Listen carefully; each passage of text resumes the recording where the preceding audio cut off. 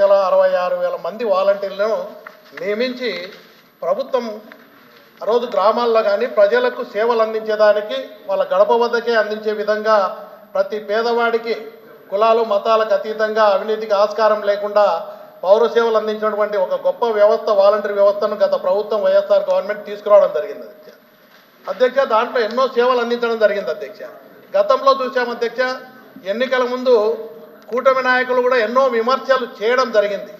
కానీ ఎన్నికల దగ్గరికి వచ్చేసరికి వాలంటీర్ వ్యవస్థను కొనసాగిస్తామని చెప్పి వాళ్ళ మాట కూడా ఇవ్వడం జరిగింది అధ్యక్ష.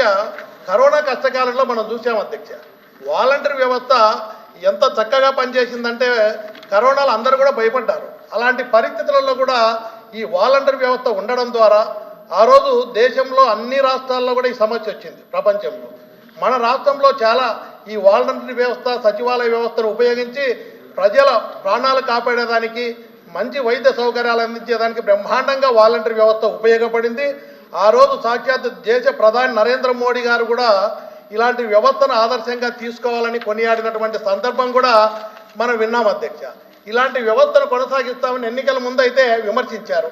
ఎన్నికల దగ్గరకు వచ్చిన తర్వాత అధ్యక్ష, ఇదే వాలంటీర్ వ్యవస్థకు 5,000 ఇస్తున్నారు, 10,000 రూపాయలు మేము వాళ్ళ వేతనం పెంచి కొనసాగిస్తామని చెప్పినటువంటి ఈ కూటమి ప్రభుత్వం అధికారంలోకి వచ్చిన తర్వాత బడ్జెట్లో ఎక్కడ వాటి గురించి ప్రస్తావన కానీ కేటాయింపులు లేకపోవడం.